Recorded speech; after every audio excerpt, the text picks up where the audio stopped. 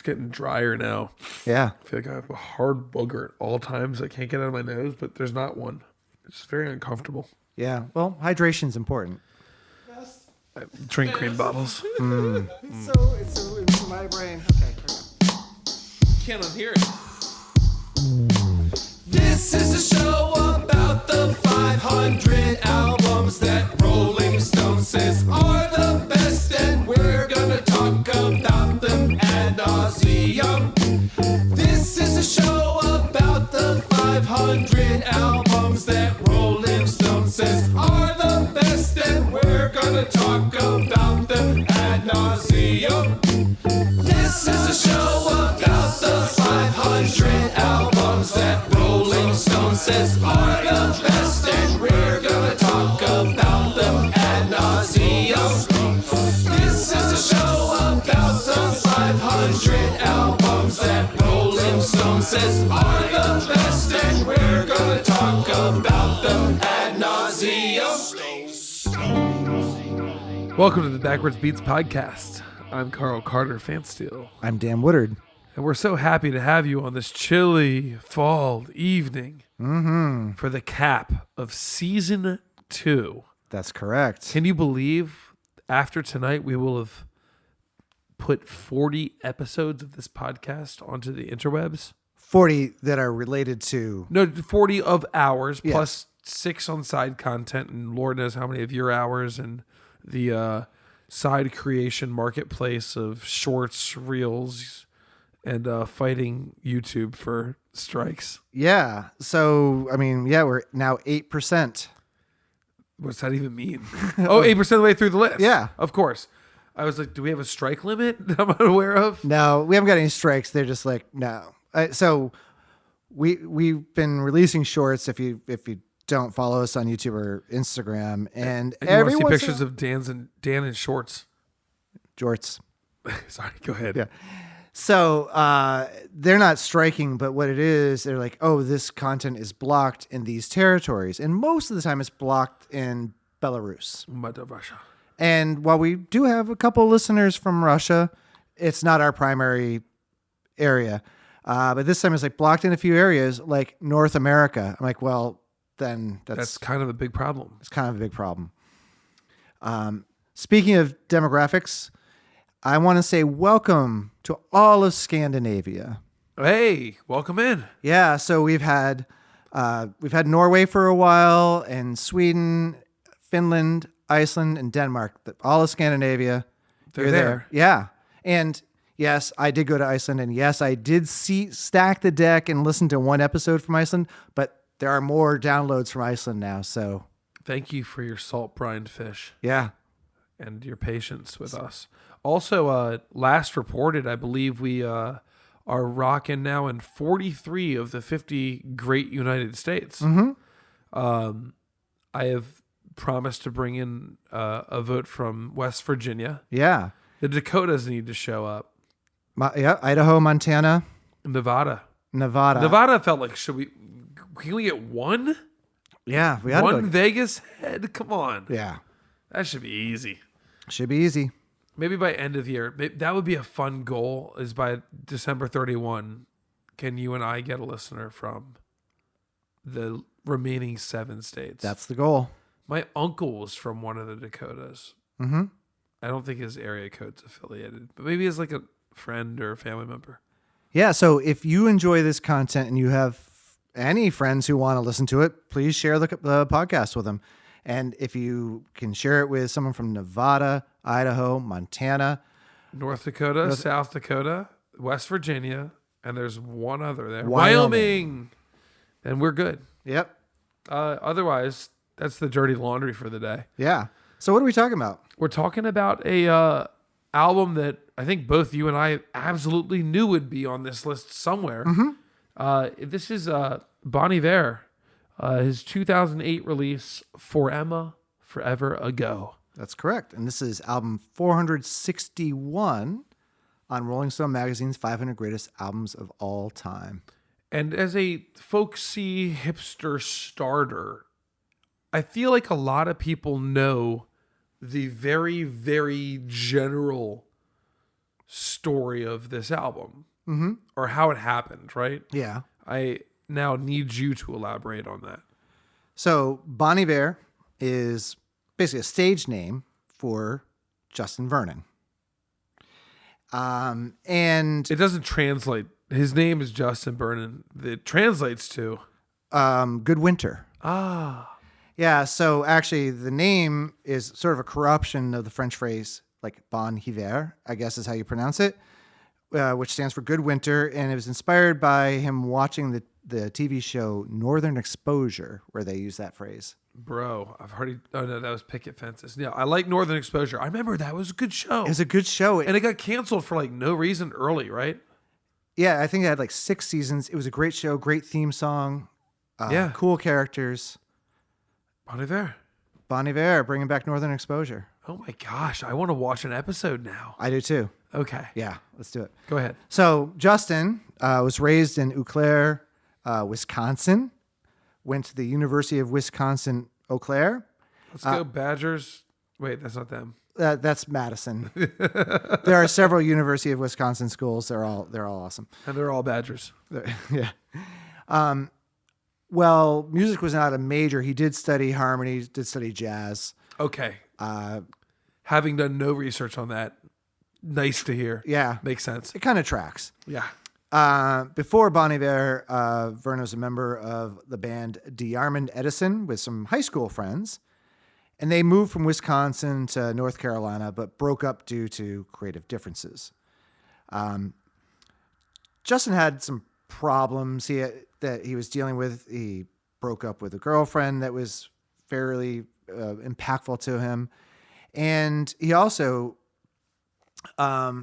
suffered from like mono and other like health problems and was pretty despondent.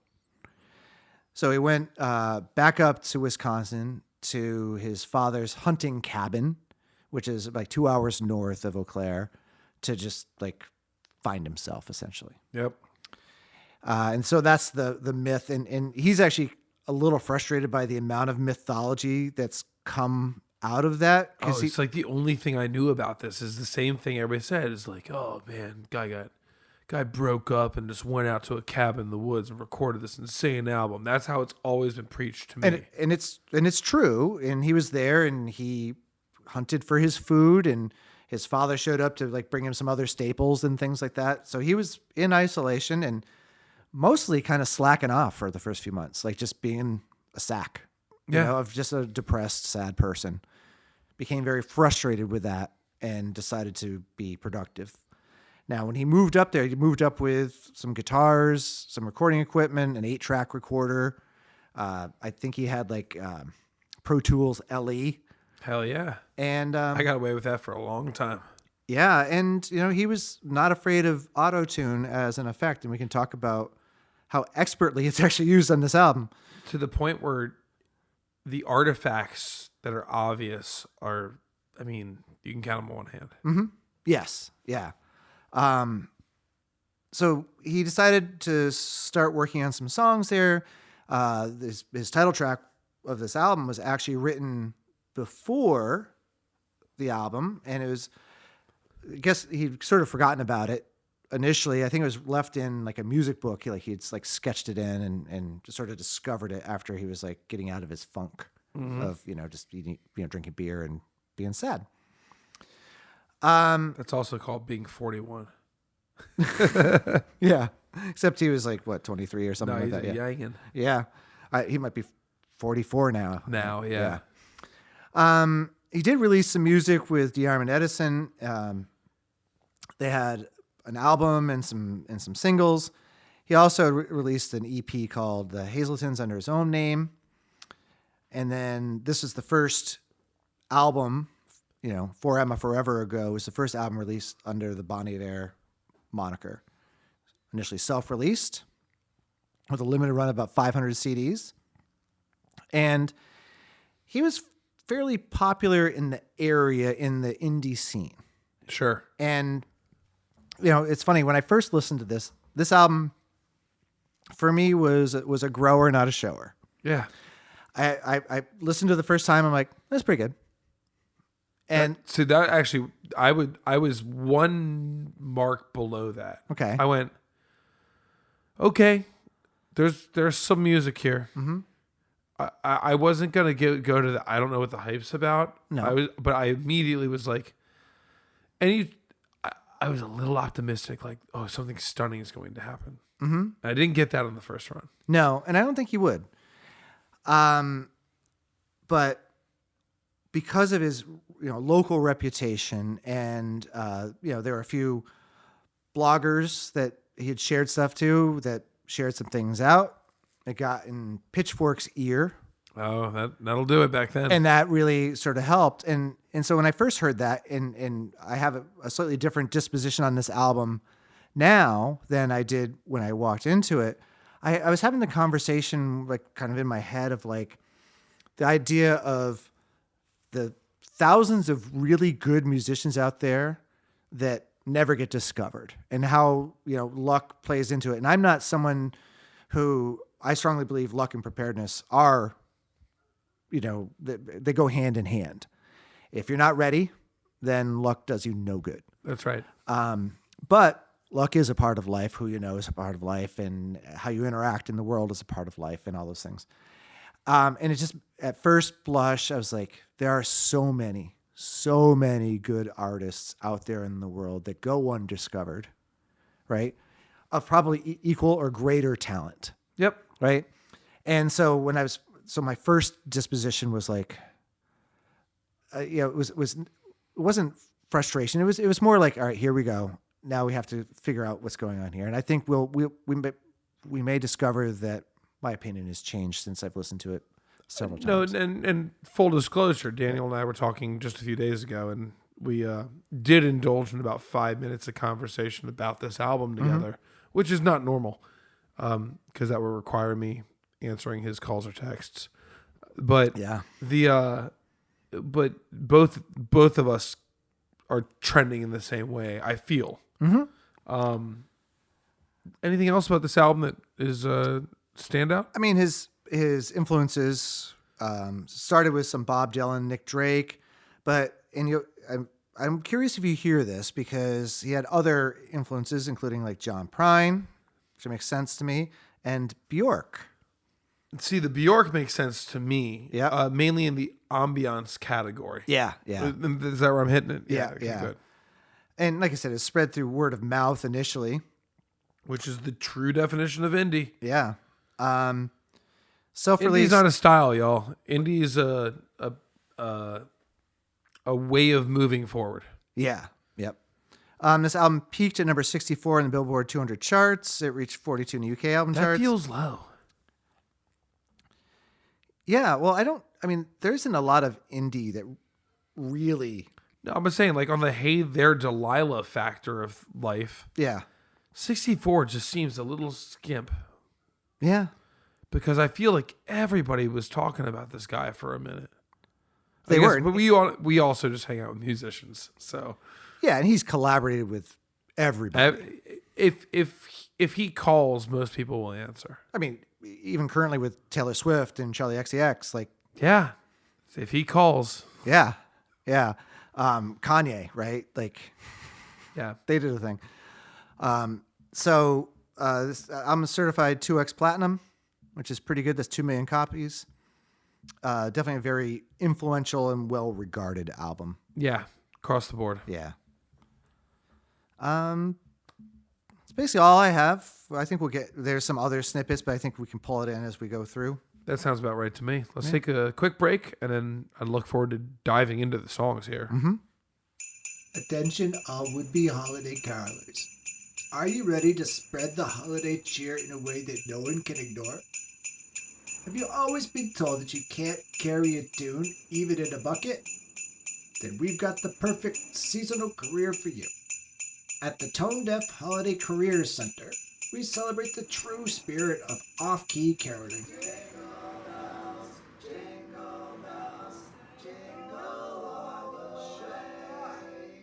No experience required, because let's be honest, it wouldn't help anyway. Whether you sing with the pitch accuracy of a foghorn or have the rhythm of a broken metronome, we want you.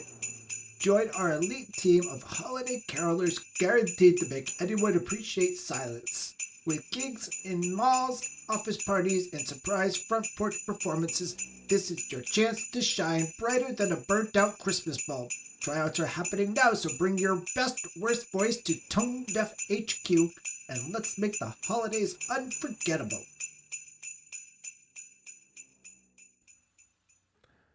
I think Frankfurter is a stupid-ass word for a sausage. I agree, but maybe it's named after someone. Then that's even worse for something I'm about to eat. I don't practice cannibalism, Dan. Not even with your tube steaks? Not even with my tube steaks. But the sausage is probably my kid's favorite food. We have breakfast sausage, which is like pre-made. I used to be like one of those parents who's like, I will make everything for you. Mm-hmm. Yeah, like press loose sausage into patties like I was working at the Cracker Barrel. Mm-hmm. No. Now I just go to Costco and buy this chonker of a bag, and you can nuke them for 30 seconds. It's good. That's breakfast sausage. Mm-hmm. Then he really likes hot dogs, which is technically a sausage. Yep.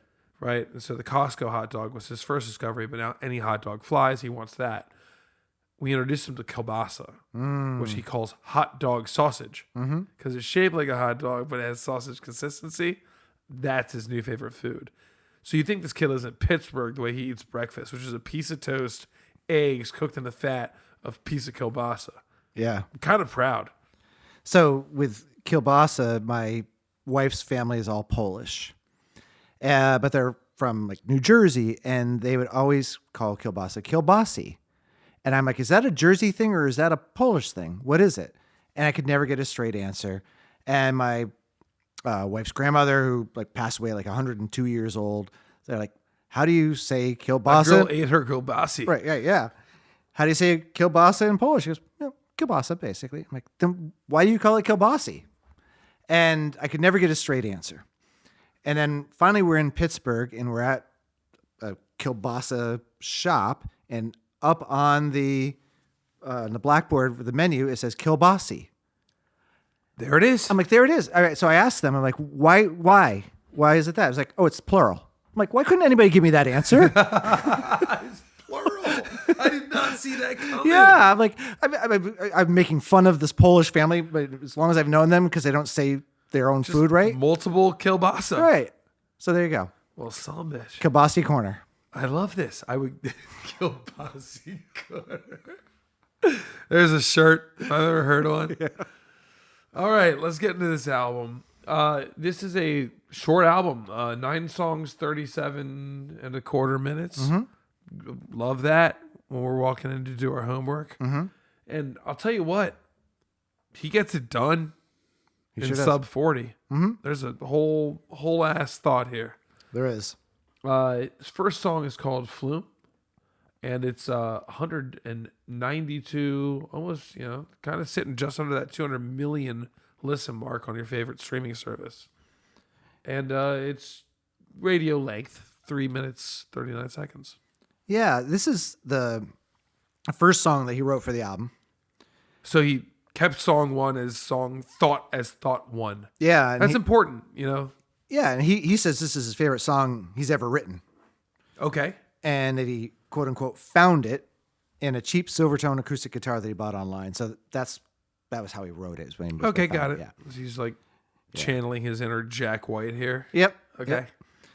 Yep. To me, I love that, so this was recorded in a hunting cabin that at one point had dirt floors, but had been renovated up to, having plumbing and things like that. So it wasn't completely there, but it's, in the winter in Wisconsin, which is cold. Yeah. All the O's.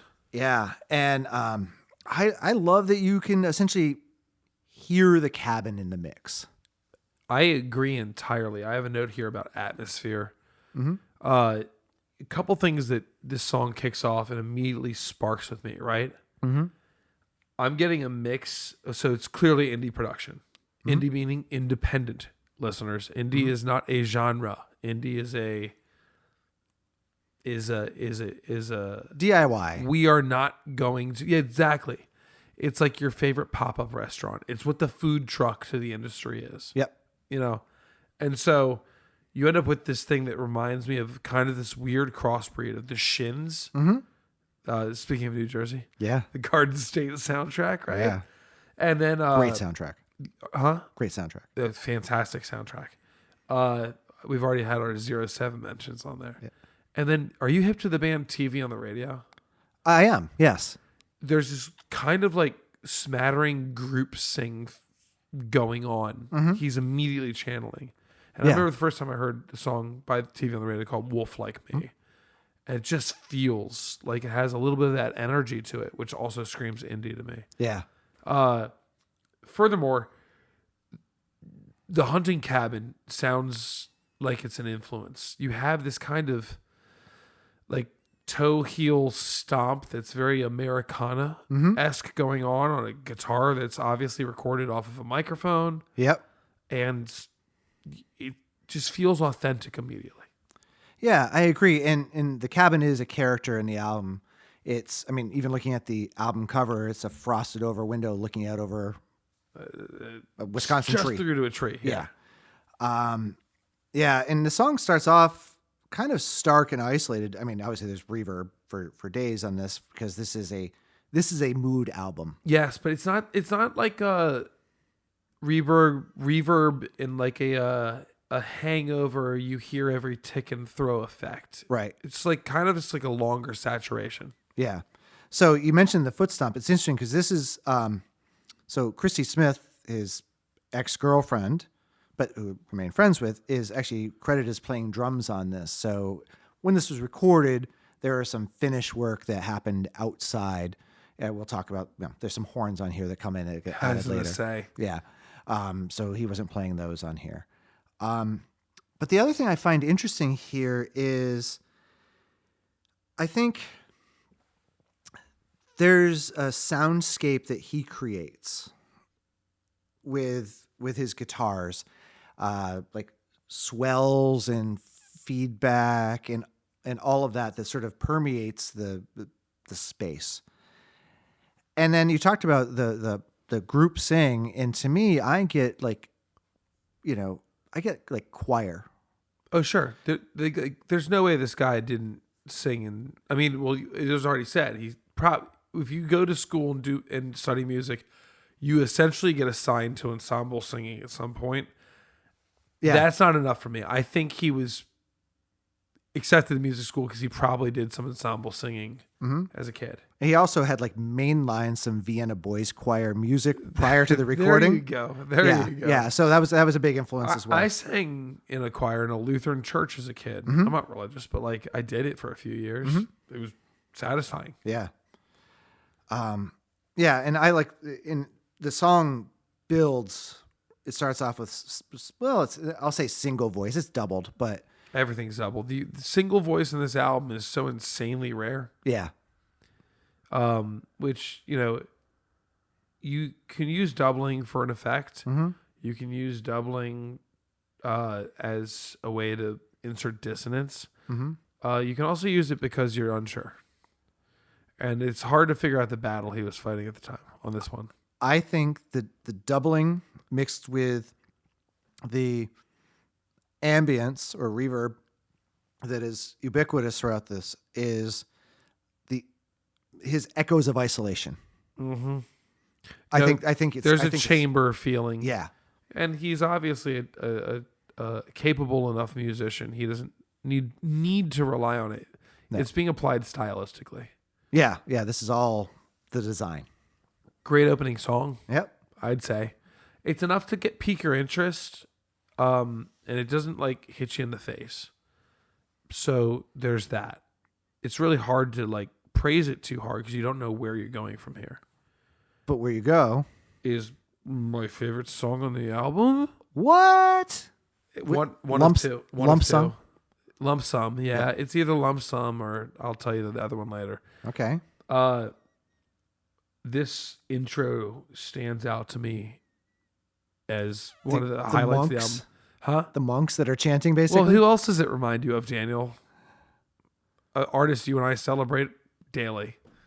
It sounds like Collier. Well, I was going to talk about that, yes. It sounds like Jacob Collier. Yes, it does.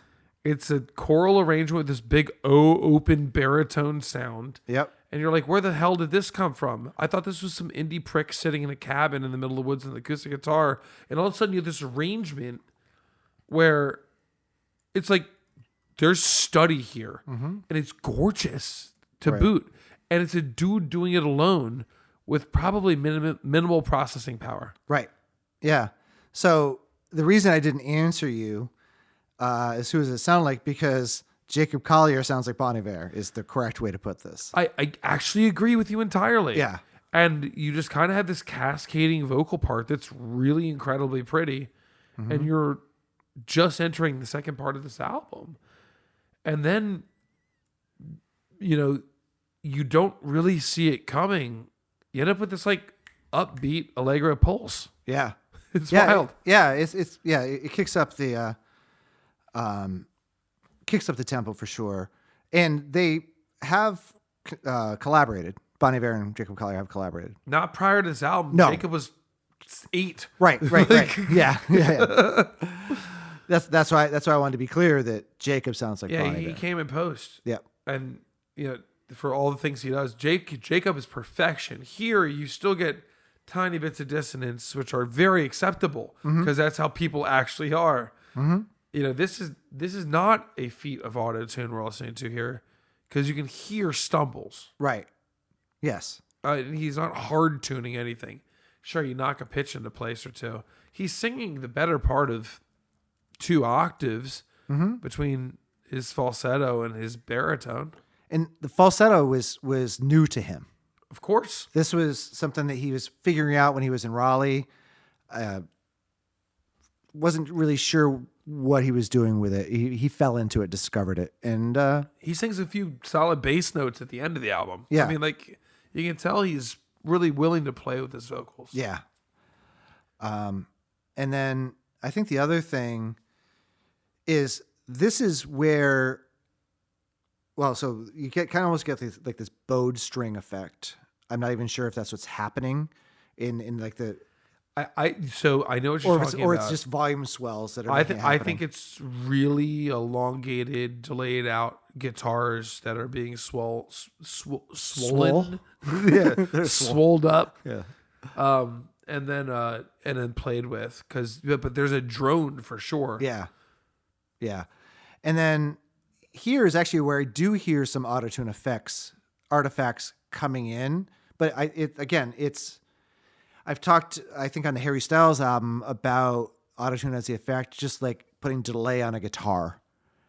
Yeah. It's right, a pedal. Right. And that's sometimes. where In this sense, he's using it as an instrument, which is fine. Yeah. And then there's this like kind of like train beat that shows up, but it's probably played on Household Items. Well, so yes, it's a train without being country. Yeah. Most notably, I could barely tell because of the semblance in the song whether it was a really high-tuned, light EQ'd snare playing these 30 seconds, Yep. or a shaker. Yeah. And I really like that I didn't know because it takes the instrument out of the spectrum, but this it drives this song Yeah. at this hot tempo over these long notes. It is not the first song again. Hurrah. Yeah. I mean, he could have been using like pine boughs on a book. Precisely. Like and it would have been perfectly fine. And you get this build for the first 2 minutes. Yeah. Minute 52 of the song. Yeah. And then it cuts. It kind of rolls back to square one. Yeah. Yeah. My complaint with this song, and I really like this song. Yeah, you said it's your favorite. Maybe. Is it never quite gets back there. Right. Right? Yeah, I feel like it doesn't. It's 3 minutes 21. The first 2 minutes of the song are exciting as all hell. Mm-hmm. And the second half, not bad, just doesn't really. They hard cut it and rebuild, and you never get back to where you were. There's no period at the end of the sentence, but I feel like because this is kind of like a disillusionment song. Some people think it's about the breakup with his previous band, but I think it's about this decisive choice that he's making to change his life rather than making small changes. Yeah. And so there is no period at the end of I'm in the middle of transition. Oh, yeah. So it like sonically it bothered me until I started like getting into some of the bigger, sort of the bigger themes that I'm hearing throughout this, because a lot of this is like, all right, well, I'm dealing with my stuff here. I have all these feelings. I haven't been living as well as I was hoping to be living. I think he even had like some small gambling problems. Like there's some implications there. yeah, Like, yeah, so, lyrically speaking, having stared at the lyrics now, he's often unclear.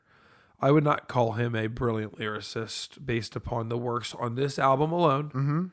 I think a lot of this is code. He's hashing out mantras to himself. He writes these things that maybe if you're in his close friend group, it's brilliant the way that he was able to use his lyrics. It's not always so clear to us what's going on. yeah. So the opening line: sold my cold knot, a heavy stone, sold my red horse for a venture home. Okay, that sounds like something. Yep. To vanish on the bow, settling slow, fit it in the doldrums, or so the story goes. You can make that's all abstract. What the hell is this? Yeah. Right? Yeah. But you can latch onto a theme every now and then and really get a story out of them. I have a few examples over the course of this album. Yeah. Yeah, and then he's like, so the second verse, which I think is more artistic, actually, my mile could not pump the plum in my arbor till my adore trumped. Ooh. Okay, there we go. Every inner inertia, lump sum, all at once. Right, so he's stuck, right? Yeah. Rushing from the sub pump, or so the story goes. Balance we won't know. We will see when it gets warm. I will say this, though, once again, very cryptic. Yep. I like his phrasing. Yeah. His presentation and phrasing are very good. Yeah. Throughout all of the songs, honestly. I have very little vocal critique or negative vocal critique, though you're going to experience a lot of dissonance. A lot of people probably aren't going to love this singing style. Layers and layers with kind of like falsetto fancy in some places. Notable dissonance there that's acceptable. The story's being told. If you're not in on it, you're probably not in on it. And we're not in on it. Like, right. This is the kind of stuff that I think was cool to do. Like, you want fans going, oh my God, was he talking about this? No, he's talking about this. Yeah, but for me, like, when I first heard this, I was like, oh, that's fine. The album.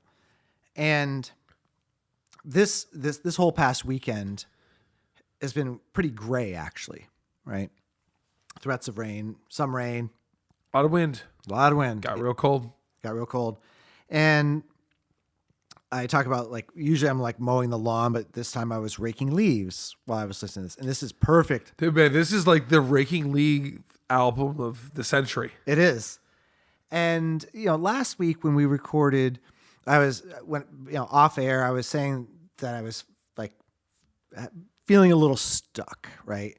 And so I was already in a bit of a melancholy mood walking into this, and this is the soundtrack for melancholy. Yes. Right.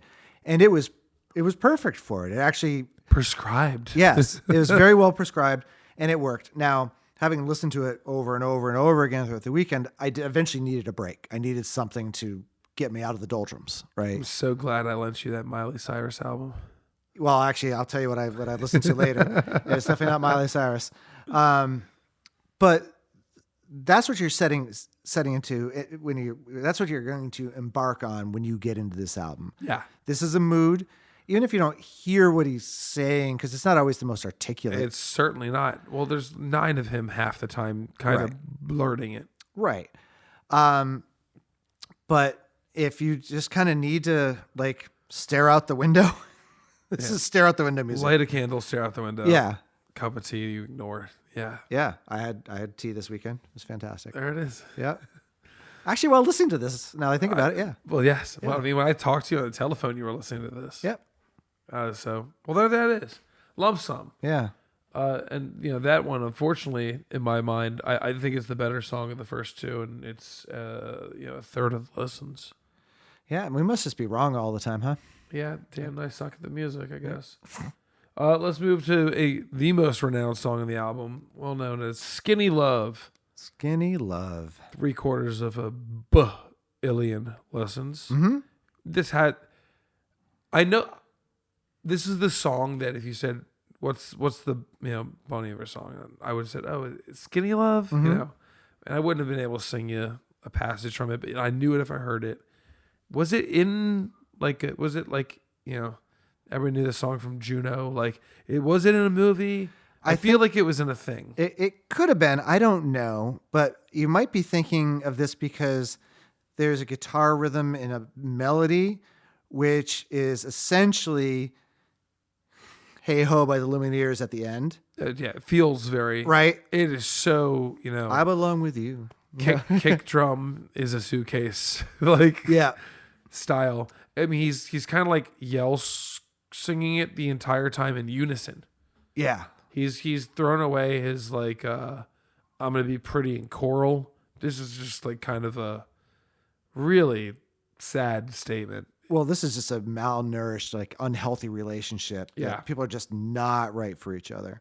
There's a couple lines in here that strikes me. The one that's obvious though is the last line of that chorus, which is I have it written down. Hold on. I have it here too. Yeah. I'll be holding all the tickets. You'll be holding all the fines. Yeah. And so you're like, oh, cool. You're admitting you're the piece of shit in this relationship, right? Mm-hmm. Yeah. And the whole thing, and he's holler. That's where he's shouting. I told you I'd be fine. I told you to be fine. I told you to be balanced. I told you to be kind. Right. Yeah. Well, you think about it. That was the whole thing, was the play on love Yeah. is patient, love is kind. Yes. The thing you hear at all the weddings. Yeah. Yeah. Yeah. And he doesn't do kind the first time around. No. He puts it in the third stanza. Yep. Yeah. Yeah, and then it finishes with those things. It's my favorite part of the song. It's not my favorite song. Okay. Favorite part of the song. No. I know this is a big hit. I mean, this is I'm burning all the boats. Look, I get why this hit stylistically. You got these detuned thin ass guitars. They're charming. You get this guy spilling his guts out in triplicate, charming. It's a little 2D, but it gets the job done. I don't not like the song. I'm glad I hear it. I'm glad it exists. Yeah. I don't think it's the best song on the album. I don't think it's the top 3 song on the album, but It's I fine. Will say I like where it sits on the album, and I like that 3 songs now in. We've gone from this slow kind of burn to this thing with more of a pulse, and now we have that boom chack, back of the pub or under the Titanic boat. Yeah. Run. Yeah. It's cool to get the diversity. You're seeing a new style of his singing, and he's obviously really spilling it here. It feels guilty. Yeah. And I like that. I like that he shared that with us. Yeah. And again, with that, I told you to be fine, told you to be balanced, told you to be kind. He's basically declaring, you knew what you were getting into. That's the message here, isn't it? Yeah. But it's also taking no accountability. Right. Right? Yeah. So there you go. That's a thing. Yeah. And that's the one that people would know on this album, Yeah. right? Yeah. All right. It's a catchy hook. Oh, it's so catchy. And I like I said, I like the placement of it. Yeah. It's actually probably the catchiest song in the album. Maybe that's probably the most popular. I'd say it's the catchiest song. Yeah. I could get down with that. Yeah. That leads us into song number 4, The Wolves. The best song, Act the best song 1 in the album. and Act 2. It's my top 3. Thank you. I like The Wolves. Yeah. I like Act 1 more than I like Act 2. Well, Act 2 is the escape from Act 1. Sure. I feel like it's the reckoning that's coming after. Because you're starting with Act 1. It's this gospel hymn. It's rubato, slow, beautiful. It's really good. Dude, Act 1 is fucking fire. Yeah. I have to hit the button now, but that's Yeah. fine. But first of all, tuning. This is Dagad, right? Yep. So immediately, for those who don't know, Dagad. Dagad, D-A-D-G-A-D. It's a tuning where you just drop a few guitar strings, maybe raise one, and you can strum this big, open, rich, deep D chord. Right. And everything you do after that is a manipulation of said chord. There's more than one acoustic in this, which is cool because it means you can pair it up with other guitars and get really gnarly voicings you wouldn't have heard otherwise. Yeah. I mean, this here to me is dealing with one's shadow, right? It's the internal conflict that you're dealing with two distinct halves of yourself. This is an internal indictment, and the wolves are your internal like jury. Yeah. Or like at least your compass, right? Yeah. Yeah. Yeah. There's an intimacy to this song off the bat that I think is so attractive, which is why you and I are like, yeah. So first, by dropping the pitch of that guitar, you get this huge, rich tone. Mm-hmm. And I haven't checked. I mean, we should probably fact check and see if it is Dagad. Yeah. But it's not standard tuning. But that's my guess. Yeah. And the way one can usually tell is there's an openness to Dagad. Like you can, every note resonates forever. So you just hit this open chord. Literally, imagine putting no hand on the neck of your guitar and just strumming through, and it sounds gorgeous. Yep. This is that tuning. Yeah, that's why, like we talked about Jacob Collier, he has this 5-string guitar that he's done, and it's tuned in fourths and fifths. It's very non-standard, but now you can put one finger on one string, and now you have a nice major chord. As long as you can play the diatonic scale up it, you have every chord in the bank. Yeah. Just up one string. Yeah. I think I mentioned before on the podcast, and I'll happily do it again because I haven't talked to him in a while, but my buddy Levi from Alaska's Angels was real big on these open tunings, and he was hot on this tuning as well. We recorded a great song right in the studio in Dagad as well. So it's a nice time. On top of that, he's doing other things that feel very, I don't know, like primal is not the best word, but I'll use it. But, he's a lot like he's tapping or hitting the top of his guitar. Yeah. Right at the face of the guitar to get as his percussive element. Yep. On top of these kind of really big chords. It feels really human. Yeah, it does. And I feel like as he's dealing with these internal demons here, we now morph into Act 2. I'm not ready to go there quite yet. Okay. Highlights of Act 1. Everything. We're back. Yes, indeed. It's freaking fantastic. The choral wall. Yeah. This is some of the better singing on his entire album. Mm-hmm. And I don't think he's heavily influenced by any technology on this. This sounds like gospel hymn. Thank you. Yeah. A la, background vocals to Gravity there, right? Yeah. Not the same by any means, but channeled the same spirit per se. Yeah. There's also a really cool movement to this because this thing, we've now gone through a pretty slow song to a pretty fast song to something less fast. We are not fast. There's almost no tempo at the beginning. That's right. Yeah. Notable. We're on a journey here too, and the mood matches the tempo. Yeah. Okay, cool. Let's talk Act 2. Yeah, so we go from essentially no tempo, obviously, so that's what I mean by rubato, right? It's speeding up, slowing down, but if he needs to pause between a phrase, I'm going to pause and it's take as long as it's going to take. Yep. That's how long it's going to be. No, that's like the writer's right. Yep. And then, but eventually he can't really deal with this, I feel like. There's this external reckoning that happens. And it's really expressed, the tempo comes up, it actually becomes in tempo. Around 230, 240 in the song. He has a great line right before that. It's the whole crane line where he kind of implies he's Solace. He's going to be sitting there. Yep. And swing your crane. There's a wrecking ball on the end of this thing through me. Yeah. And then what happens?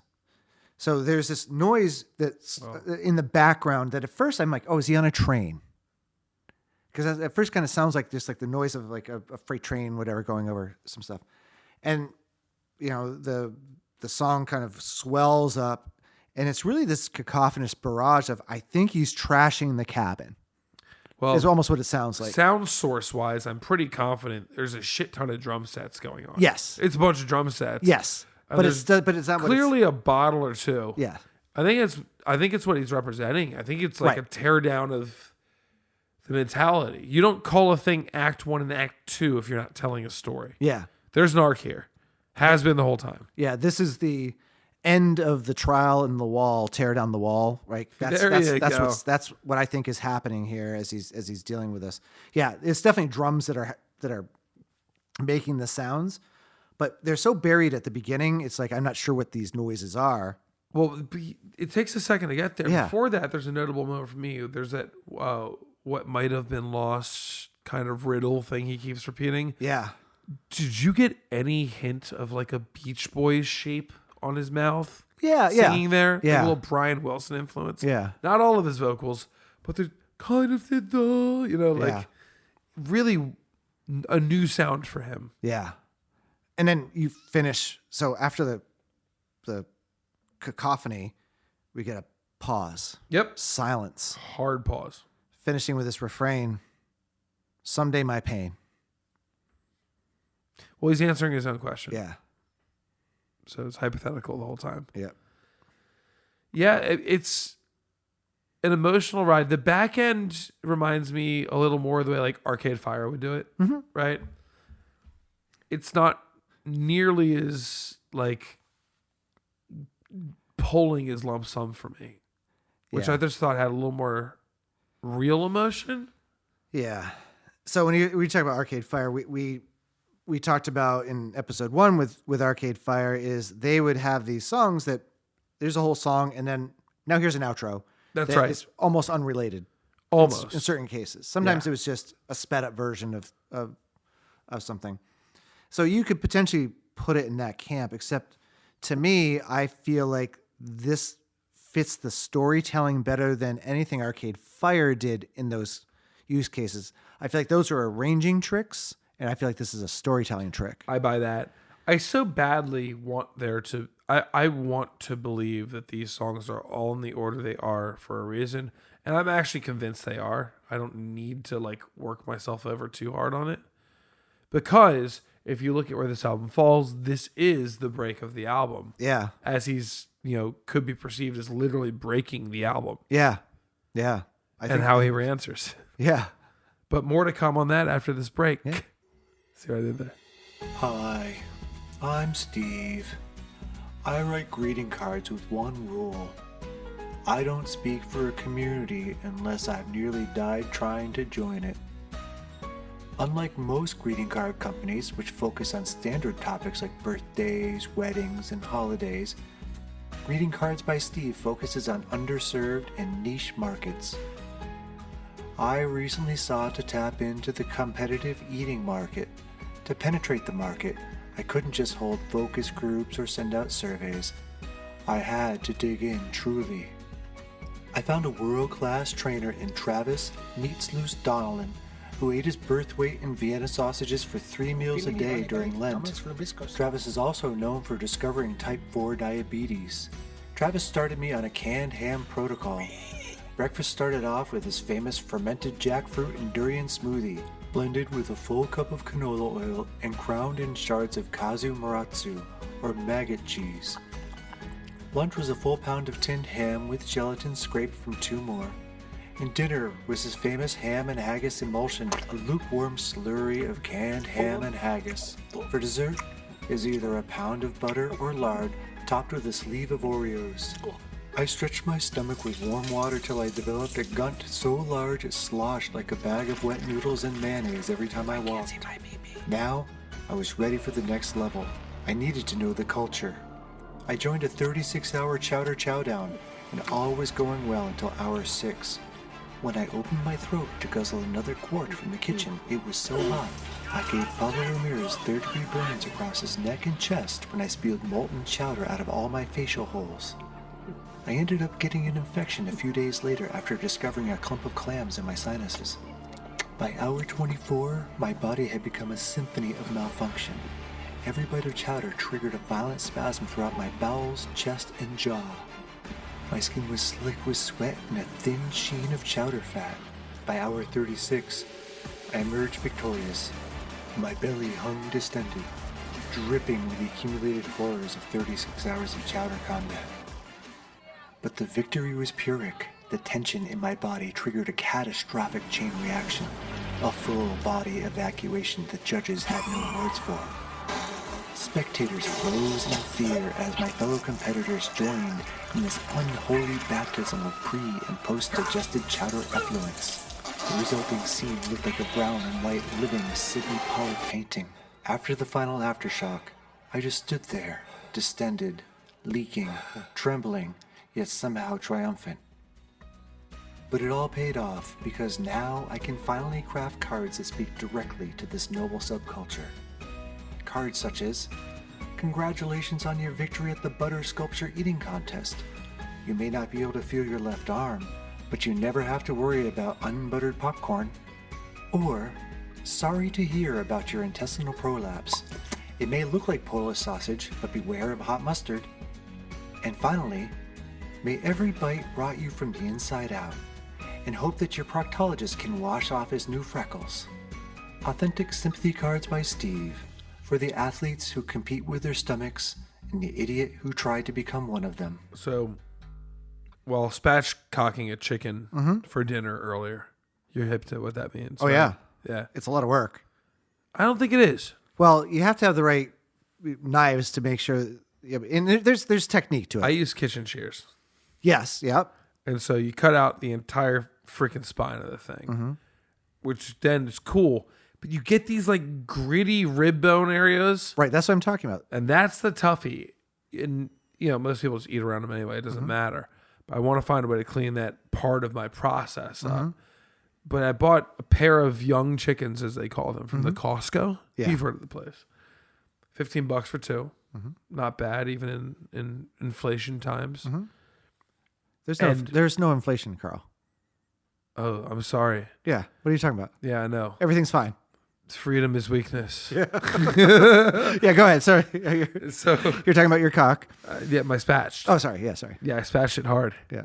All over the place. And so cut this thing out, and I've spatchcocked many a bird. I go into this one, and there's just all these weird innards I haven't really seen before. Save the neck for me. Well, it's the neck's in the stock pot. Yeah. But there's these red fat lumps, and I was like, "Is this the heart, or like what is this?" And it brought me back to this moment as a kid where I was. Shouldn't be legal, but at my first restaurant job ever, my manager said, "Hey, you ever seen a chicken heart?" And I said, "No." And he turned around, and then he turned back towards me. He popped his ball sack out and squeezed it, so it throbbed like a heart. Anyway, I had a really weird moment with this whole chicken heart thing, and it just happened to me. I'm pretty sure it wasn't the chicken's heart. If it was huge. Right. But hey, Dan, you ever seen a chicken heart? Found the heart. I cannot wait to watch Christmas Vacation. Oh, hey, That's what I'm quoting here. we're going in. Yeah. You're a big Christmaser, right? Yeah. Yeah, that's why I thought, man, we're almost there. We are. It's starting to feel that way. I bought 9 or 10 Advent calendars from Aldi today because if you don't grab them early, you're done. Yep. I bought a couple puzzle ones for the parents because old white women love to do puzzles. I bought cheap $2 chocolate ones for every kid, all the cousins. Got a really high-end chocolate one for the wife. High-end. It's Aldi. It was $18 at Aldi, though, which is like a brisket. Yeah. That's pretty damn good. And then for my brother Jason, I got a hot sauce one. 25 tiny bottles of hot sauce. Yeah. How cool is that? Those are fantastic. I've received one of those in the past. The reception is good. Yeah. And if you use them as suppositories. Yeah. It really changes your day. All right. Speaking of changing my day. You know what it does is if you're not careful, it might blindside you. Oh, I like where we went here. Yeah. So Blindsided, the song, number 5 on this album here. It's you had such a good description during our break. You were like, this is the next morning. Yeah. So after the chaos of whatever happened in the cabin in Act 2 of Wolves, well, when he's finally quieting down and saying, you know, someday my pain, I'm guessing he went to bed and woke up. Now we are next day. Yeah, there's a clarity to it. I mean, in all performance rights too. So this is us looking at this album as a story, right? Yeah. And it's like, so like, there's nothing more grounded in modern American music than Four on the Floor. Just kick drums, chung, chung, chung. You get that element. Yep. You get these guitars dead down the middle. No funky effects, except for there's kind of this glitch at the beginning of the song they throw in. Yeah, it's waking up because the song doesn't start with a 4 on the floor. No, it starts out with this. Yep. You know what it reminds me of? What's that? Something I sent you in the past few months, Minus the Bear. Oh, yeah. It had Minus the Bear vibes. Yep. I'm so happy to get that recorded because if y'all ain't listening to the Minus the Bear, if you like Bon Iver and you want to see like the more like risky prog rocky side of what indie music looks like, this is a great place to start. But then you walk into something that's incredibly digestible. The vocals are all now in unison. They're clean. They're down the middle. Yeah. It's so removed from the chaos of our previous track and what you could feel like he was almost devolving into over the course of 2 acts. Yeah. Yeah. And this is I feel like it's a realization, and maybe a sense of acceptance based off of what happened. Especially as you go through the arc of the song. But there's a lyric, which I love the lyric. It's like, I crouch like a crow, contrasting the snow. And apparently this has a real origin where he and a friend were trying to sneak into a construction site. So that's just his visualization of them crouching down, but they're standing out, as they're trying to sneak into this construction site. Love that. Yeah. Why are they sneaking into a construction site? Why not? Is there food there? I don't know. Construction sites are pretty cool. Is there an instrument? Oh, as kids, we would do whatever it took. We'd jump over barbed wire just to go explore random places. Yeah. The song was also featured in an episode of the TV show One Tree Hill. That's an old school reference as well. Yeah. Oh, we've talked about One Tree Hill and Northern Exposure in the same episode. Yeah. I mean, it's 2008, so yeah, I guess so. It's right around the time this was released. So. Okay. Yep. So we haven't really talked about this here, but I believe that in this song and in a few other songs, that he's using a bridge mute to get some of his guitar effect. Okay. Right? So bridge mute usually is, sometimes it's just like a piece of sponge you shove under your strings near the bridge. And it gives a slightly different timbre to than like palm muting. Right? Yeah. So you don't get as much ring that comes out. And I think there's a bridge mute used in this. I think it's used, sometimes it's used in concert with an unmuted guitar. But I definitely hear it in this song. And it's a cool effect because you're allowed to do more strummy things, but you don't get all the strummy ring. That you lose the ring, keep the rhythm. Yeah, yeah. And pretty cool. And this song does reset the rhythm for the album. You know me, I'm a slut for the diversity of rhythm or like mood in an album. And this one is like clarity is how it hits me. Yeah. I feel like it's a snowy, clear day. I think this is going to be weird, and I'm not even, I'm going to say it. Why not? It's my podcast. Around 3 minutes, 30 seconds here is actually the climax of the album. Yeah. The climax of the album is this song. So if it's 3 minutes and 30 seconds, sure. Yeah. Yeah. And here's why. You end up with the statement. This is where he kind of figures out where it's all falling apart. It's really crazy because you would look at him, he's using a lot of dynamics to get there. But I have these notes. I'm going to read them verbatim so I don't botch this. Ready? Around 3:30, the song reaches what I call the peak of the album. It's unmasked, raw. It's capturing the defeat of whatever relationship he was in. Right? He's emitting it. The title Blindsided makes so much sense here. The lyrics hint at the shock of the split. Musically, it might not be the most compelling moment on the album, but it's actually, it's like he's using simplicity to show a clear mind. Yeah, well, he transitions from I am blindsided to I was blindsided. There it is. And that's the crossover, the threshold. Yeah. Yeah. Good. Look at Thank that. you for highlighting that. Yeah. Yeah, it literally that's changes. my note. Yeah. Yeah. So if that's at 3:30, sure. I'm there. I'm sold. Right after that, I finally have bought in on the storytelling. I'm not a lyric guy, as I will say over and over again. I am, but here I knew there was more to this. Yeah. The music's compelling. There's a lot of cool textures and harmonies across the album. It begs you to join and take part in the story, though. Yeah. This is not an everyday listen album. This is a reserved time and space album, in my opinion, and it's a time well spent. Yes, indeed. But this isn't not like, hey, it's my birthday today, I'm going to listen to this album, No, or whatever it is, unless you're sad about your birthday. But or hey, Merry Christmas, let's listen to Bon Iver. Right? Better than your favorite Christmas song. There's nothing better than a good old fashioned Christmas. In parentheses, Daddy's Home. I listened to it last night. No joke.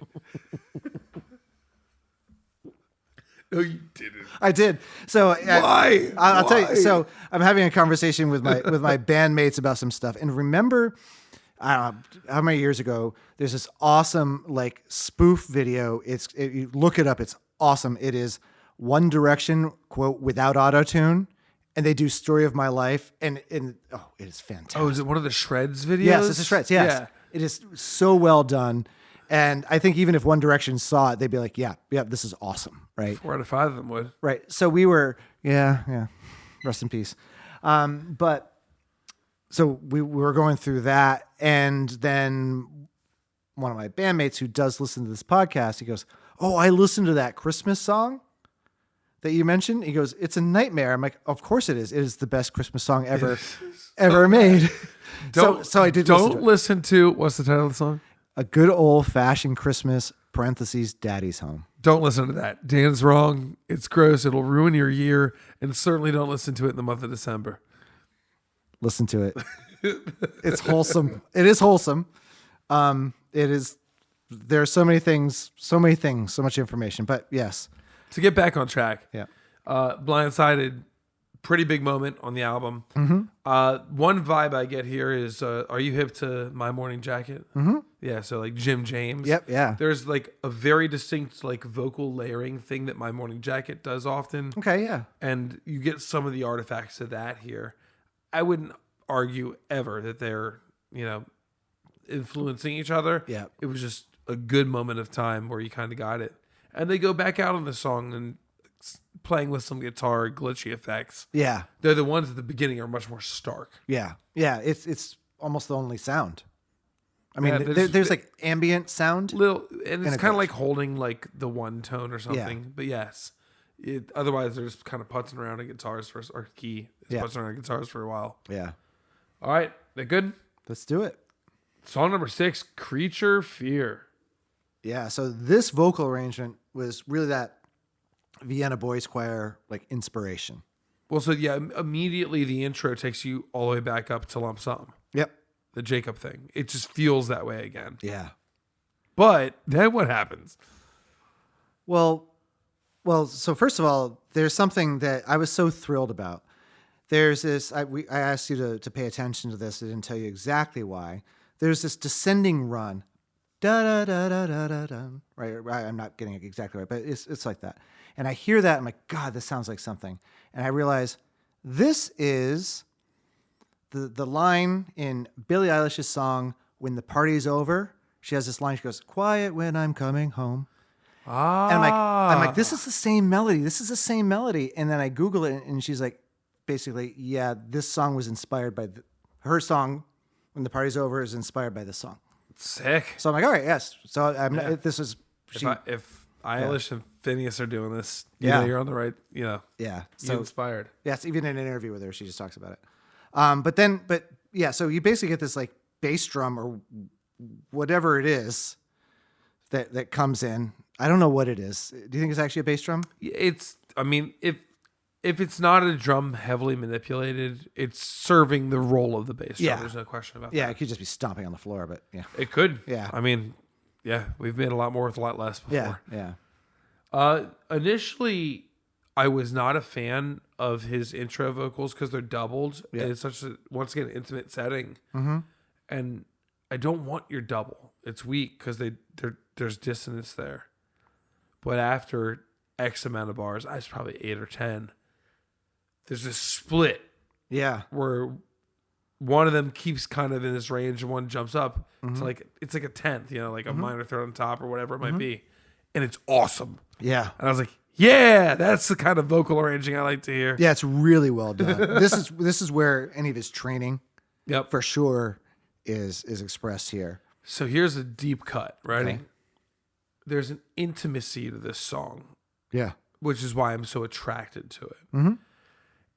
It's not the same production style, but are you hip to the tune Porcelain by Red Hot Chili Peppers? Oh, of course I am. Yeah. Yeah, like that's Yeah. the kind of song that after this podcast, Dan, I'll have one more beer and we'll both cry listening to it together. Yeah. Yeah. But it has elements of Porcelain, which I really like. Anthony Kiedis, who's not a good singer on No. paper, No. has a lights out performance on this song though. And Yeah. I don't want anybody else in the world sing it. Justin has a lot of that quality to me, Yeah. Yeah. Do you see the parallel I'm looking for here? I do. I mean, other than the song's in 3/4, and I don't think Porcelain's in 3/4. No, certainly not. Yeah. But yes. Tick, tick, chop, tick, tick, pores. It's in 6/8. Yeah. Oh, yeah, it is actually. Yeah. Holy God. There See, we go. I told you, There we go. Yep. I'm playing here. Yep. Yeah. Yeah. This is more 3/4 because it literally is boom chick chick. That's Yeah, no doubt. Yeah. But yeah, Don't call the waltz. it's not. And it's actually multimeter because but it's when it gets into its flow, it's like the 3/4 tempo. But Question about some lyrics in here. okay. I want you to read. Ready? Okay. I was teased by your blouse, spit out by your mouth. I was lowered by your lowered seminary soul. And later he talks about the Torah. Yeah. Did he get rejected by a religious chick? Could be. Could be. There's a lot to be read from those lyrics. Because teased, but then spit out by your mouth. Mm-hmm. Is spit out by your mouth just them telling them off? Or is it more visceral? Yeah. Yeah. Yeah. Could be. Could be. Anyway, Yeah. there's some testy lyrics. Once again, not a clear lyricist ever. No. I mean, you have to really search for proof of his concept. I'm sure there's a whole Bon Iver fan club out there who knows the exact story of all of this, and they've all figured it out in their forums. But that's okay. Like, do you really want like a blueprint, or do you just want the song to be however you interpret it? Like, I think most musicians are like, yeah, this is my interpretation, but if I tell you my interpretation, that might ruin your enjoyment of the song. Yeah, but nothing here is so stunning to me that I need to apply it to my life. I would and this is just me, I'm a Luddite, dude. I would 15% more clarity in your songwriting. It's a little self-indulgent in the sense that you're not telling us much without any real context. If this came with a little red journal to back it up where we had to go look for clues, I'm in. Yeah. Well, Red Hot Chili Peppers are usually pretty clear about what they're talking about. Yeah, finger banging in California. Yeah. That's it. Yep. Heroin. Yep. That's all they talk about. In that order, by the way. Yeah. It's all they talk about. Yep. Ugh. Shall we transition? Yeah, please. Okay. I mean, so speaking of transitions, this song simply rolls right into the next song. So Creature Fear goes right into Team. Team's not even 2 minutes. Yeah. Team doesn't have any real words of note. Right. Like there's no lyrics. If you go look at your favorite streaming platform Yeah. and look at the lyric bot, there's none. Yeah, but I mean, they say you're my A-team, right? That's a line. Is that even a thing? Yeah. Okay. Yeah. But it's mostly instrumental. Yeah. It and that part's a chant per se. Yeah. Yeah. This is like but a it rolls bridge straight through. Yeah, this is like an abridge or an addendum. Addendum, interlude. Yeah. And it's kind of a build. It's actually quite sloppy. It's not a very good piece of music in my book. It's the low light of this album for me. And is this the least played? Was it, we're at 24, 34 Oh, million? Team, yeah. It's by, so We have 192, 68, 738, 76, 67, 57, and then team drops down to 34. I think Creature Fear should have more than 57. Agreed. I believe it's a very good song, and it's not getting great rank. Yeah. However, teams It's where it belongs. could have also just been a few more minutes on Creature Fear. Yeah. Because it is. Yeah. They don't really change up. So I don't have any real notes on team that are big. I mean, they have a lot of that kind of like Nashville Phil eighth note pattern thing going on. Yeah. Which is an extension of, yeah. I'm not docking points off the album for this, guys. I think it's providing a breath. There's some pretty out of tune whistling going on. Yeah. That's, If I'm not mistaken. But he's shown that he can be so good. Mm-hmm. I want to give him the benefit of the doubt that when things don't perform well, that's by choice. I think it's 100% by choice. Good. Yeah. All right. I think, yeah. If You're My A-Team is one of the only discernible lines in the sounds that you're hearing. Yes, the A-Team all whistling together. And they're not great at it. And that's okay. Or it's People are messy. or team is like this last breath, this false sense of hope. Right. So you're trucking along at this tempo, right? You got these drums driving you, but everything's kind of loosey-goosey and a little weird and it's a little out of place. It's like you're lying to yourself if you're going to follow the arc, you know? Yeah. Yeah. And, the happy whistle is actually 2 or 3 and it's dissonant. Oh, I think it's, yeah. And that's intentional. There's some irony, I think, to that, yeah. Very good. Okay, cool. I want that for the sake of this album. Yeah. Which brings us into it's technically the title track. It's not called the same exact name as the album, Yeah. though they will say the entire phrase. Yeah. This is for Emma. This is obviously, Justin has clarified this is not about a single person. It's just a symbol for a painful period and lingering feelings of lost love, basically, is what this is. Yeah. This is not about any of his girlfriends. More importantly, bringing the ska band. Yeah. Yep. We got a trumpet and a trombone. You do. It's great.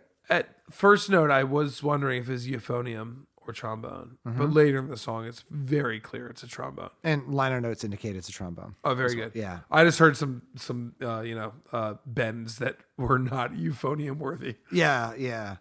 But it's a very rich tone at the beginning, like very round horn tones. Yeah. Yeah.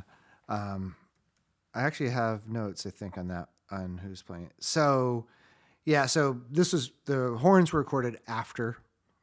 Yeah, I was guessing. Yeah. So, John DeHaven and Randy Pingray. John plays trumpet and Randy's the trombone player. So they're actually credited. So in theory, we were right. I welcome the new timbre to the music. I don't think that they're ill-fitting. Unfortunately, I just don't think the song's very good. Okay. Tell me more. I don't like the groove of this tune. I don't like the chord progression of this song. The horns don't bug me at all. I think that here, I didn't write extensive notes on it. Mm-hmm. It reminds me of an upbeat version of Every Breath You Take by the Police, but covered by the band Beirut. Oh, I don't get that at all because Every Breath You Take is a stalker song. I'm not talking about content. Okay. I mean, so much of a stalker song that the very next song that Sting released is If You Love Somebody, Set Them Free. He wrote that intentionally. He's like, well, Every Breath You Take is such a creepy song. He literally wrote that song to be the palate cleanser after. So I'll be watching if you can get over the story. Yeah. Think about the song structure, the chord structure. I just couldn't unhear it. This song does not sound like anything else on the album, No, which it doesn't. many of these songs don't. I thought as a title track for the album, I would get just something more out of it. Yeah, this is his, I think, way more obtuse. This is his I'm going to find another you. Yeah, Mayor, let's Yep, go. Yep. That's a significantly better song. It is, and there's a major joy to it. Yeah. I guess after like an entire album of what you could call emo, to some extent, I don't like this tune that much. Yeah. I mean, it's funny you say it's joy because the opening line, so apropos, saw death on sunny snow. There you go. Yeah, This is the joy. but he's reflecting. Yes. But forgo the parable, seek the light. My knees are cold. I'm running home, running home, running home. I'm, Running home. yeah. He said it thrice. Yeah. I mean, if you have notes on this, please speak about them. Yeah, yeah, But so- I'm so- good on it. I mean, you're right. Musically, it's not stellar. I kind of like, I like the celebration. There's this, even though I mentioned the John Mayer song, like, go find another lover, to bring, up to string along. Like he pauses, like to string along with all your lies. You're still very lovable, right? Because we're going to find another you, she's going to look like you and like, but be nicer too. That'd be nice. That's the best line by a long run. Yeah. It's so great. So I think because of the message and in the timbre of his voice when he's saying like the forever for Emma, because he does say for Emma forever ago is the tagline on the song. Yep. I don't know. It feels optimistic to me, and I think that the light feel that comes out of it, even though clearly he's got some grudges. Yeah, he's not being very nice. No, he's not. I feel like sonically the lift does something for me. So even though you're right, like as a song construction, it's okay. It's fine. Yeah. The people seem to like it, but not as much. Yeah, I mean, Skinny Love dominates this album on listens. Yeah. However, it's right up there with Flume. And behind what I consider to be probably the best song on the album. It may be. You can't say it's not in contention. It's it's yes. So this is song number 9, which is colon Yes. Stacks. Regarding Stacks. There it is. This tune I could listen to on repeat, which is funny because it already feels like it's on repeat. Yeah, what's so funny is I think we talked about, I don't know if we talked about it on the podcast, but we talked about Into the Wild. Yeah, the book. The book and movie. Yeah, to become a movie. Yeah. Yep. And I really like, so Into the Wild I think is a fantastic book, and I think the movie version is fantastic. And Eddie Vedder did the soundtrack to Into the Wild, and I love that soundtrack for the same reasons that I like this album. It's mood. Yep. And he does a version of a song called Hard Sun. And the strumming in this is almost like the Hard Sun. You know the song? No. Oh, you will know it, yeah. And so I really kind of get that there. But the thing to me, this is clearly the period at the end of the sentence. This is okay, here we go. I call it ellipses. Yeah. Yeah. Yes, to be continued, right? This is my excavation today is Quraman, which is the site where the Dead Sea Scrolls were found. This is like symbolizing like this personal like discovery, right? He's found the Dead Sea Scrolls. All right, I've been sitting in this cabin, cooped up, ruminating, just feeling misery, trying to deal with my demons, look at all this stuff. And now I'm healing. And this is like that cathartic release that like will take you off into whatever's next. And if you want a supporting argument for that, what you just said, listen to the production on it. Yeah, it's funny. We've talked about this before, about final songs that are significantly different. And you get a single singer, a guitar down the middle. Suddenly, all these crazy voices and demons have left. The song is just clear. It's just him. Crystal clear. Yeah. No need for tricks or crazy arrangements. And you just get Justin and his core. Yeah. It's long. And it's beautiful. It's is. by far the most beautiful song on the album, in my personal opinion. Yeah. Couple notes on it from here. This reminds me of the really early Coldplay stuff. Use of room and ambiance. They were recording on 2-inch high-speed tape back then, right? He's given off a little bit like that Chris Martin vibe. Yep. Long before the pop disco bullshit that they would do. I think I mentioned this was recorded on 8-track, right? Well, that sounds Yeah. about right. Yeah. Yeah. Just no tricks, just him telling his story. And it's everything's in tune. There's no dissonance. It's just clarity. It puts this album to rest. Yeah. Yeah. That's why this is clearly the last song on the album. If you're just listening through without looking at it and like just letting the songs go by, when the song comes on, it's almost so profoundly different. It's like, oh, are we on another album? Oh, I had to check multiple times whether we skipped forward or not. But the story makes it very clear that we're not. I'm just All the mentioning of the X's. Yes, Yeah, I've swept out the cabin. I'm packed up. It's a nice sunny day. I've done with this stuff. I'm ready to move forward. there it is. Yeah. And so you could call it a concept album, absolutely. Just kind of getting through grief. And I really liked the ride. Yeah. It's been good. It's so funny. When we saw this one on the list, I don't know what your initial reaction was, but mine was, as a millennial, like I should have known this one if I was going to be a music recording guy who took himself seriously, which I'm not a guy who takes himself seriously. I only knew Skinny Love, kinda. Yeah. And I really was like, ugh, this is going to be one of those like really folksy, sad albums, and I'm not going to be very interested. I was wrong. Yeah. Yeah, me too. I'm not a millennial, but I was familiar with Skinny Love. I had heard Stax before. Like when you get to the I guess the chorus. I mean, it's pretty popular. It's got, a 250 million listens. Yeah. So I think there's not really a chorus here, but there's a I guess a refrain.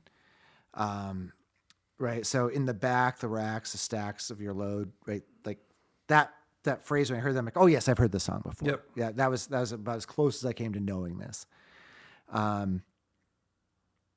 Yeah, if this is not number one, it's number two. I love the journey of Wolves Act 1 and 2 in such a I think that's such a unique.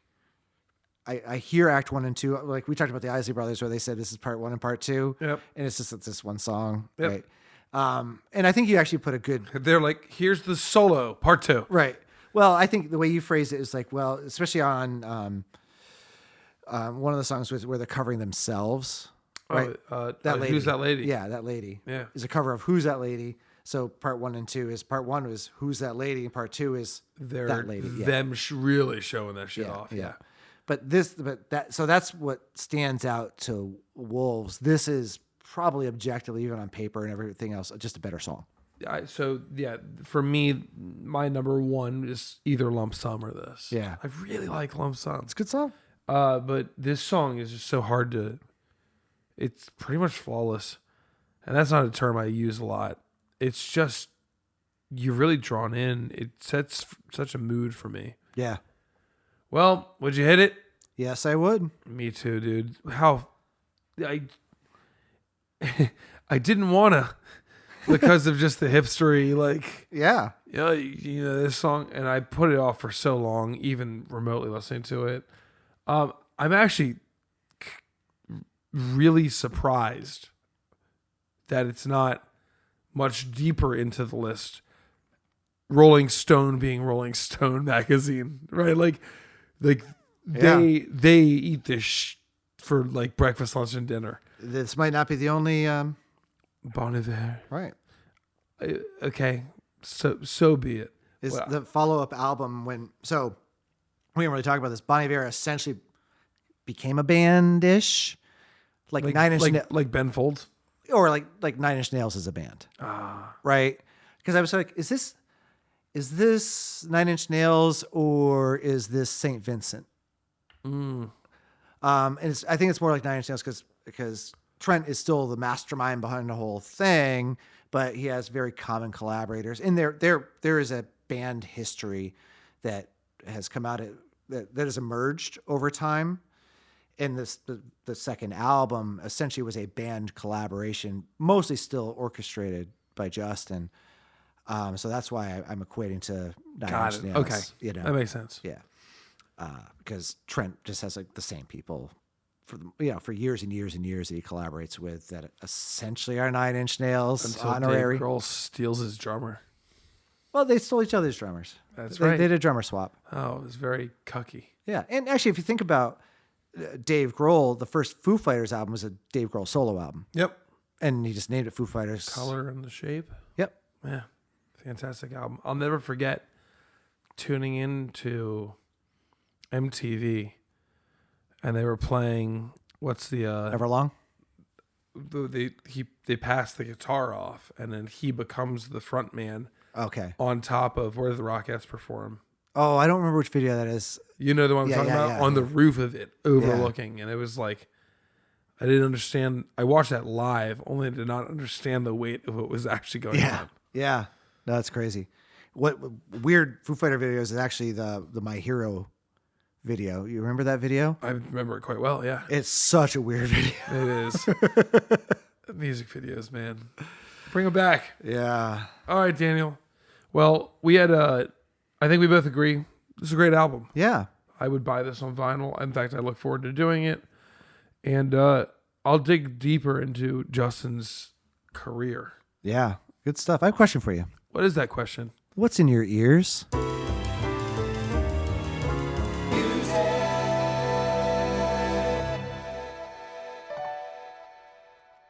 The Nova Twins. The Nova Twins because of the Tiny Desk concert? That's exactly right, bro. Yeah. You see, I mean, of course you saw it because I texted you and Yes. I said, you have to look at this right now.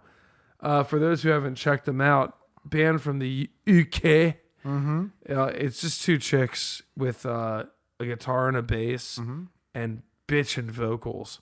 There was a white dude on drum set too on the Tiny Desk concert. Yeah. They're doing like rap rock, the biggest favor ever. Yeah. And the sheer amount of pedals and effects these girls are playing. It's incredible. They're young. They're stylistic. They're hot. Yep. They're bitchin' players. She's doing like the vocalist is doing like the perfect blend of, you know, the whole like Lizzo, Nicki Minaj. Like I can sing my ass off. I can rap my ass off. And I can kind of like have a whole persona that drives it. Yeah. And then there's this bass player who'll sing some harmonies, and she's actually watching like the professional music videos. She's very active in the singing. During the Tiny Desk concert, though, she's just holding this thing up. Right. She's crushing it. This is like, what was that band that was hot like, I don't know, 7-8 years ago? It was just the two guys who played bass and drums. They had a couple hits. All my friends are here. 21 Pilots. Okay, yeah. This is like way better chick 21 Pilots. Yeah. No, that was a great performance. Yeah. Really cool. And then I went and looked at their back catalog. The music is so legit. Yeah. All right, that's what I'm listening to. What you listen to? Awesome. So I needed a palate cleanser coming out of this, even though I thoroughly enjoyed this album. But because I was already feeling melancholic, I couldn't just sit in that space anymore. I had to do it. So I went a very different direction with Randy Newman. Randy Newman. You got a friend in me. Tigran Hamasyan. Bless you. Tigran Hamasyan is this Armenian piano player, jazz instrumentalist who mixes Middle Eastern flavors with jazz and gent music. And I sent you a video. Some gent.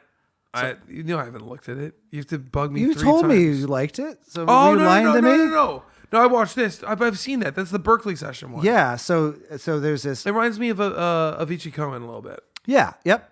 And so in the particular performance I sent to you, It's from the Berkeley Middle Eastern Ensemble recordings. It's definitely Those singers are unreal. yeah. And so the song is called Drip, and there's this one male vocalist who's using this South Indian scatting style. It's like I think it's called like I don't know how to pronounce it, but it's like Kanakol.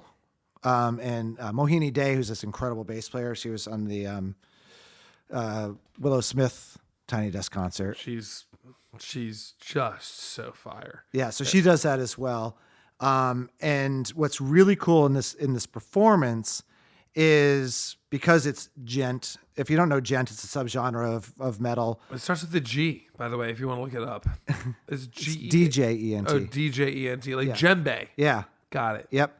And so it's like it's a subgenre of metal, but it's like progressive metal with very tight rhythms and usually very dry, detuned, like low, like 7-string guitars, which there's a 7-string in this. It's always playing with stops. Yep.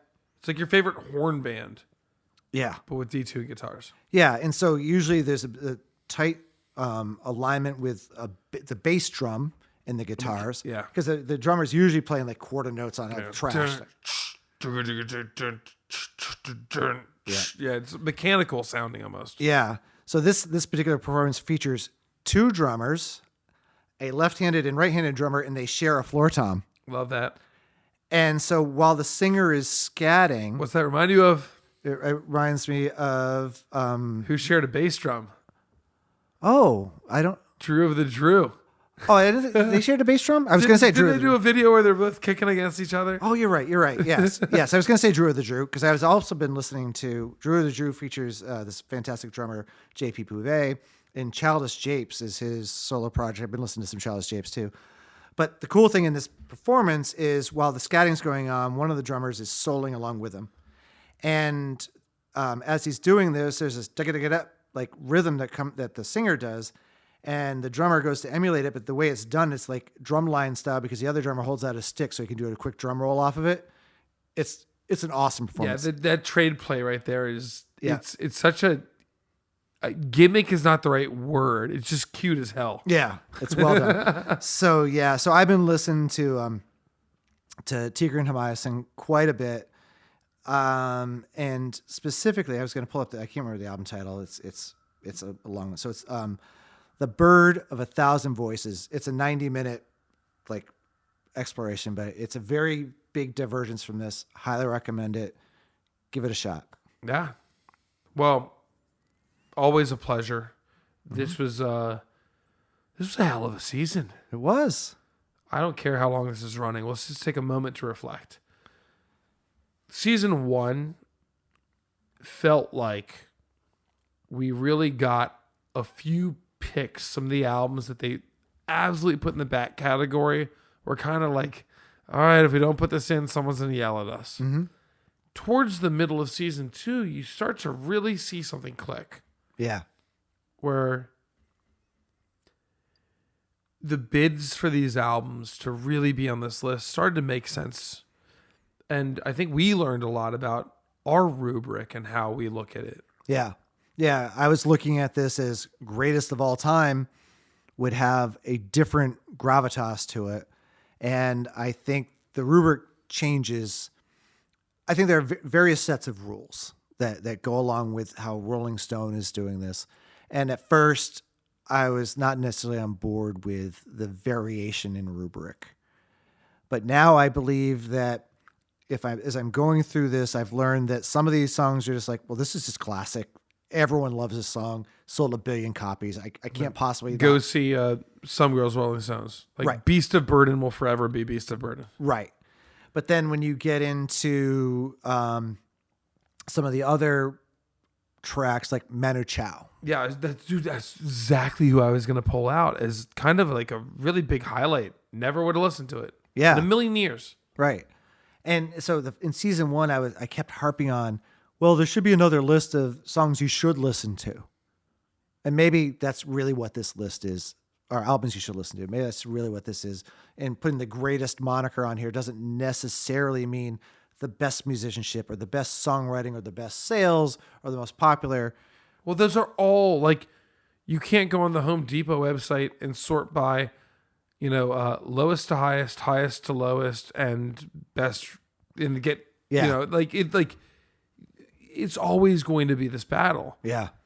I guess what I'm saying is the scope's finally dialing in a little bit. Yeah. I feel like we had to put it on here for the sake of putting it on here is out of the way.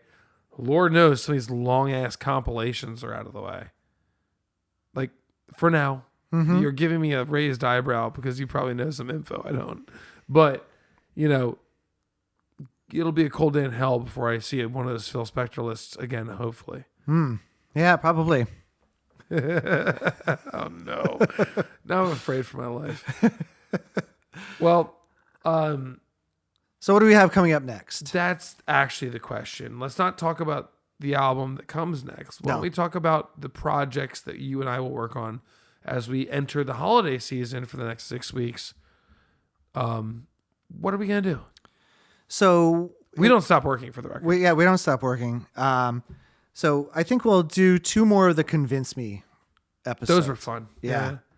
They're nice. They're short. It gives us a chance to explore some music that we know is not on the list that we're vouching for and trying to convince each other. Yeah, I'm asking Dan to listen to an album. He's asking me to listen to an album, and you get to hear our take on them. And they are not nearly as long as this. They're about a half-hour runtime. Yeah. I know you're probably going to cover another song. And I know you're probably going to deep dive another song and or album. Yes, I have something already planned out. Hopefully it will be enjoyable. And then we have a couple of other ideas, and we wouldn't mind getting some feedback on this. One of these we called Stranger Danger. Love that one. Which is you send us an album. And we have to do it on the spot. Yep. You send us one that's not on the list. Yeah. So for the record, we could use our fact. So we do have a fact checker outside of here that we could wash this through. Yep. But please do us the favor. Don't send me Abbey Road, for crying out loud. Yeah. We'll get to that in 12 years. Yeah. Yeah. When I'm older and grayer. Yep. And Dan's Benjamin buttoning backwards, and I can't be any grayer. Yeah. So if you want to do that, that's one thing we're talking about. We have a couple of other ideas here. We've talked about the albums with the best final songs. Love that. We have another best of concept that we're talking about. So one of those, because we did the best breakup songs, that's actually very popular. Oh, that was a fun one. If you haven't heard that one, go check it out. Yeah. Because I feel like that one we get a lot of feedback on too. Everybody has their own best breakup song suggestions. We went 5 for 5 or 6 for 6, because we went in decades. Yeah. Best 70s, 80s, 90s, 2000s. Yep. Yeah. 2010s to 2020s. That's exactly right. Yeah. So yeah, we went through that. That was actually one of our more popular downloads. It's up there, top 3. It's worth talking about. Yep. So we'll do some sort of best of, we think this is the best, some hot take that we're going to go out there, put on the internet, and it will likely be the correct take. That's exactly right. In the meantime, we'll be listening to the next 6 albums here. I have not looked ahead. Mm-hmm. So after we get offline tonight, I will go ahead and check it out. You might see why I'm raising my eyebrow. Yep. Uh-oh. Do we get a compilation right off the bat? No, we do not. Okay, thank God. We'll walk in easily, and I think it will be well enjoyed by the listeners of this. Lovely. Well, hey, listeners, you're everything to us, and we're so happy to have you. If you happen to know a friend who hails from North Dakota, South Dakota, Wyoming, Idaho, Nebraska, Montana, Nevada, or West Virginia, yep. Challenge your boys. Yep. We'd love to bring you onto our map so we can figure out our 50 nifty. That's right. In the meantime, and for always and ever, I'm Carl Carter Fansteel. I'm Dan Woodard. We'll talk to you very soon.